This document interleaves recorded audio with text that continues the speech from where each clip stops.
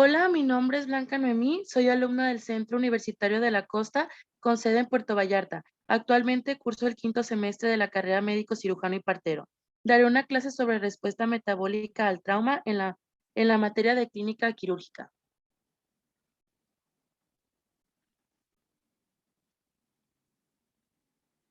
El trauma o lesión es un daño físico a los tejidos por exposición aguda a alguna forma de energía, ya sea mecánica, térmica, química o eléctrica. La respuesta a la lesión es una serie de ajustes a corto y a largo plazo en diferentes sistemas y aparatos que permiten al organismo se adapte a los estímulos.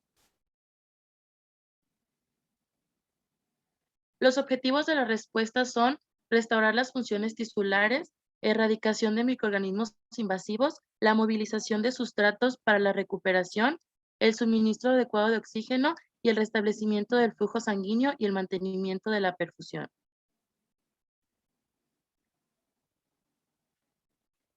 Comprende unas fases. La primera, el gasto cardíaco va a disminuir, el transporte y el consumo de oxígeno también, al igual que la temperatura corporal. El aumento va a aumentar la glucosa, el lactato y ácidos grasos libres. El resultado de la pérdida de fluidos corporales y suele durar horas. Si sobrevive a esta etapa, se pasa a la etapa 2. En la 2, debido al estímulo enviado por los varoreceptores al detectar la pérdida de la resistencia vascular, se va a producir un aumento de la actividad simpática, un aumento del gasto cardíaco, de la frecuencia cardíaca y de la frecuencia respiratoria, del transporte y consumo de oxígeno y la temperatura corporal. Van a aumentar las hormonas contrarreguladoras como el glucagón, la hormona de crecimiento, las catecolaminas y se va a iniciar la respuesta inflamatoria de liberación de citocinas y el metabolismo empezará a producir lactato que se va a producir en la glucólisis anaeróbica para producir energía, que es lo que necesita el paciente. Y en la 3 va a aparecer cuando prevalecen los síntomas compensadores, ya que estas hormonas contrarreguladoras van a comenzar a disminuir y comenzará la curación de las lesiones. La respuesta inflamatoria sistémica comprende, incluye cambios en la frecuencia cardíaca, en la frecuencia respiratoria, en la presión sanguínea y la regulación de la temperatura, así como la activación de células inmunitarias.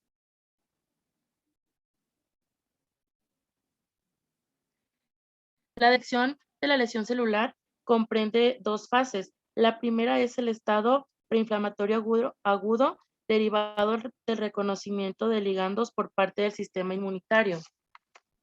Y la fase 2 es la fase antiinflamatoria que podría servir para modular la fase preinflamatoria. En la imagen representa En la imagen se representa después de una lesión, seguido de un periodo de convalencia mediado por un síndrome de respuesta inflamatoria contrarreguladora de inflamación grave y puede ocasionar MOF, que son falla de múltiples órganos, y muerte temprana después de la lesión y respuesta inflamatoria seguida de CARS excesiva desencadenada de un estado de inmunodepresión nocivo para el hospedador.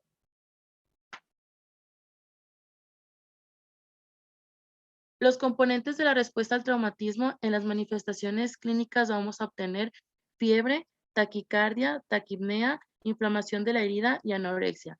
En el laboratorio vamos a encontrar leucocitosis o leucopenia, hiperglucemia, aumento de proteína C reactiva y disfunción hepática o renal.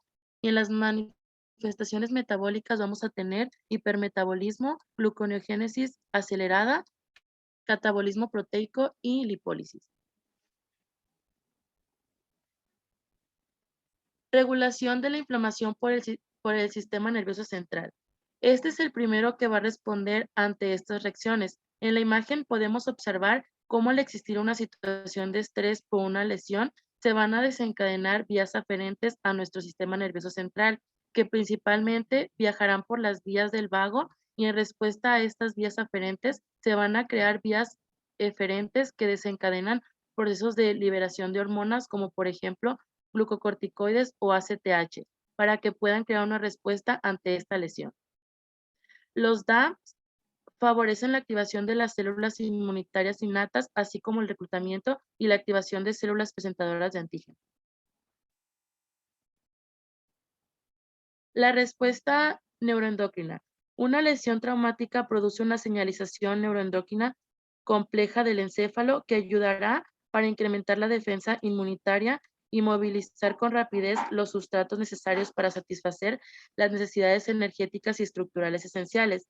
Las dos primeras vías neuroendocrinas que llevan a cabo la respuesta del huésped son el eje hipotálamo-hipófisis suprarrenal, que va a ocasionar la liberación de hormonas glucocorticoides, y el sistema nervioso simpático, que va a favorecer la liberación de catecolaminas, adrenalina y noradrenalina. El eje hipotálamo-hipófisis suprarrenal. Después de la lesión, se va a secretar hormona liberadora de corticotropina, CRH, del núcleo paraventricular del hipotálamo, mediada en parte por las citocinas de la respuesta innata hacia la lesión. Las citocinas que se producen como resultado de la respuesta inmunitaria adaptativa van a ser capaces de incrementar la liberación del cortisol. El estímulo nervioso directo a través de las fibras aferentes que se interconectan con las neuronas y se proyectan al hipotálamo pueden desencadenar la liberación de CRH, y esta va a actuar sobre la adenohipófisis. Las citocinas que actúan en el hipotálamo también son capaces de estimular la liberación de ACTH de la hipófisis anterior, y dependiendo la gravedad de la lesión, se verán las cantidades elevadas de ACTH y cortisol. Además, dolor, ansiedad, vasopresina, angiotensina 2, colecistocina, péptido intestinal, vasoactivo y catecolaminas son factores que contribuyen a la liberación de ACTH en el paciente lesionado.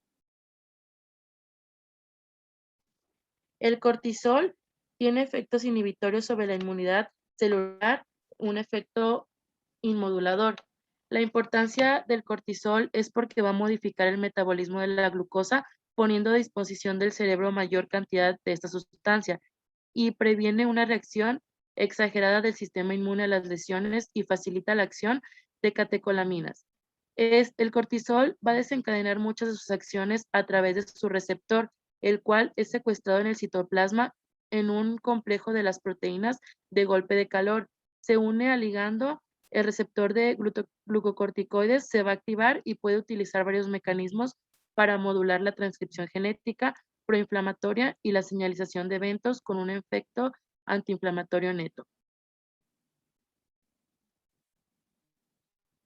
El eje simpático suprarrenal.